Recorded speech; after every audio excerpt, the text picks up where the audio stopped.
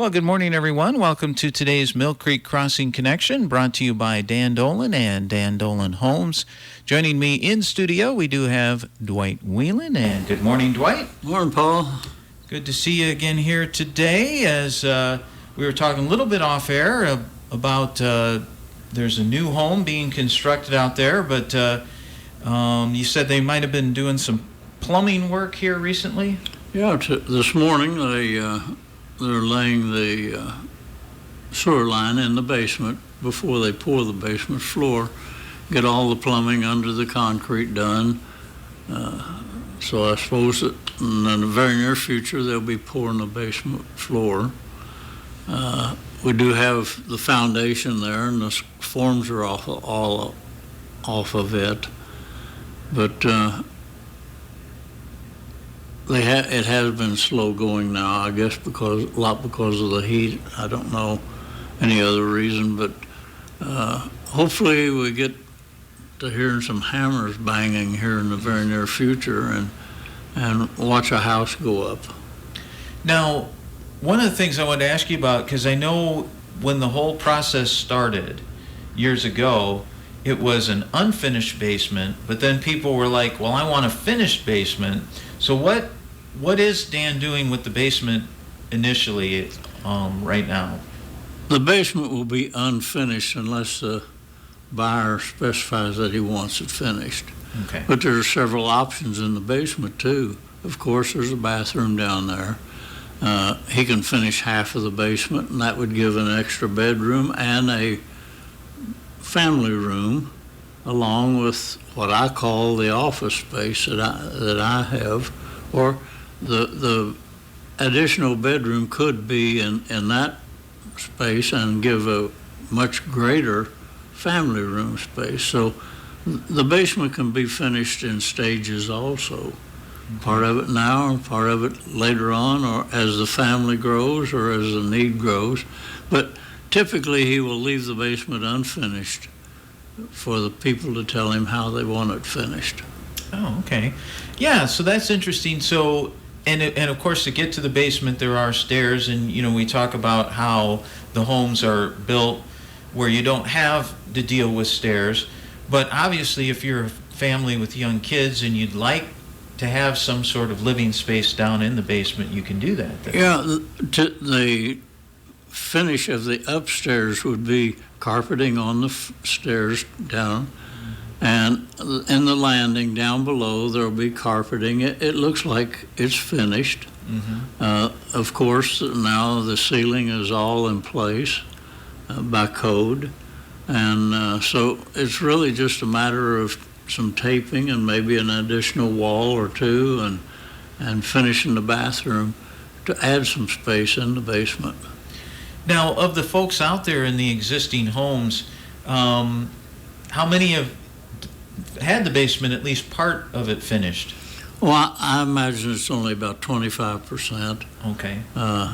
When you get older like us, we did finish our basement because we thought we would do a lot of living down there. And now, at our age, and we don't need to be up and down the stairs, we've moved everything upstairs. So our basement is pretty much just going down to the furnace room or going to the office, but yet we have a finished basement, an additional bedroom when the kids show up to spend the weekend with us, and things like that. But people can actually, we've had one lady who used a lot of imagination, and she made a beautiful bedroom in an unfinished basement, and the way she had it finished or furnished, you would never notice that the basement wasn't finished. You just saw her bedroom that she had set up. It was a great idea, and I'm sure it helped sell the house when she got ready to sell it. Sure. Yeah, because I just, and we hadn't talked too much about the basement space because, a lot of the emphasis is on the fact that everything's on one level and you don't have to go up and down stairs. But that, is maybe an extra incentive for some folks out there with some families, or like you said, might have family visit them and there's a spot you can put a bedroom for them. Sure, and it has some additional features to make the basement more attractive.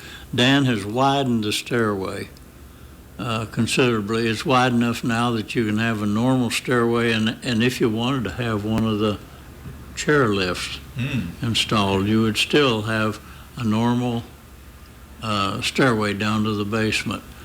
He also has put lighting along the stairs. Oh, and okay. I hear a lot of good comments from people about that. Oh, that was a good idea, or we needed that, or something like that. But it's not on every step, but there's 3 or 4 lights down on the way down, and not only for safety, but it makes it a whole lot more attractive too. The thing that you bring up a great point about how things have been added as we go along. And that's the thing that's so great about the homes out there, is that Dan came in with an initial floor plan and an initial home, and then it just seems like every home thereafter, they incorporate ideas or changes that people throw out and say, hey, why don't you do this, or why don't you try that? And he does it. And so the homes, even though maybe visually look similar, they're quite different from home to home, aren't they? Yeah. Well, when it started out, it was villas. Mm-hmm. Two homes attached with the Dolan soundproof wall between the 2 homes. And then somebody said, well, I'd like to have a house standalone. Well, he built one like that. The next person said, well, I think I like their house. I think I'll do the same thing. Now finishing out Garrett Avenue, on both sides, they're all standalone homes. Okay. So, but people, are used to, when you're attached to another home, you hear the conversation next door, you hear the door slam, the water run, the stools flush, and all that kind of stuff. Not so in a Dolan home. Our neighbor and I were talking to some people just a couple weeks ago at a meeting out in Bryant. And we commented how we never heard each other. We wouldn't know we had a neighbor until we go out the front door and knock on the other door. So he can still go back to building the villas if that's what people would want. But over on Connor Court, he's building this 3-car, 3-bedroom home. Mm-hmm. It'll have an unfinished basement unless the people request it. So I'm anxious to see that. There's only one other house out there that has the 3 bedrooms on the main floor. Okay. So this will be something new for people to see. However, they can visit 1618 Tuesday through Saturday.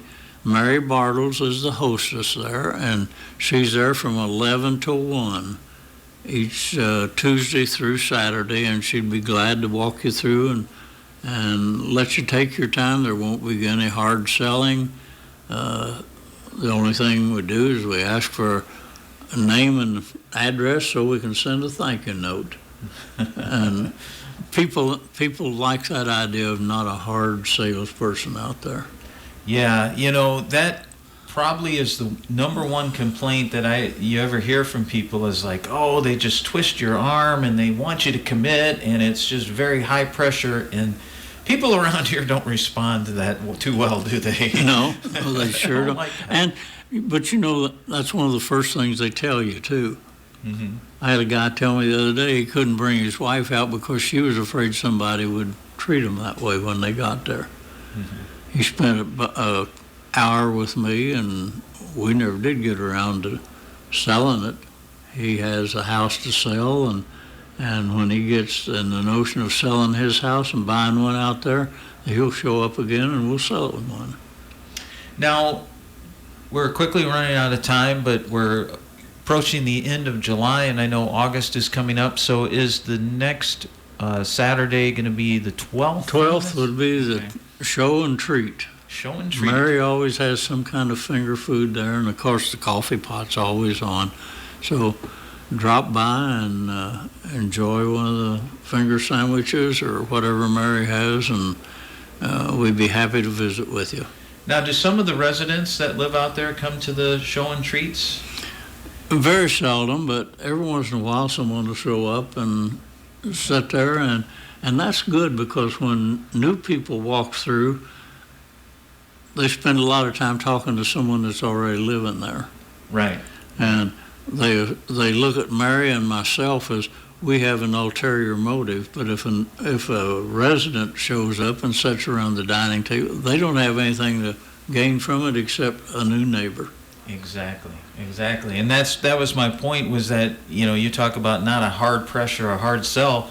Well, just having a resident that lives there giving you their opinion about everything is, kind of sells itself too, doesn't it? That's right. It's priceless. Yeah. All right. Well, Dwight, I think that's going to run us out of time here for today's show. So again, if they, who they can contact, I know you mentioned Mary, or you, and you're there again, the hours? 11 to 1, Tuesday through Saturday, or if somebody wants to see it after those hours, just contact one of us. All right. Very good. Well, thanks, Dwight, for stopping in and being our guest again on today's Mill Creek Crossing. That is today's Mill Creek Crossing Connection, brought to you today by Dan Dolan and Dan Dolan Homes. And again, listen every Wednesday morning at this time here on KROS.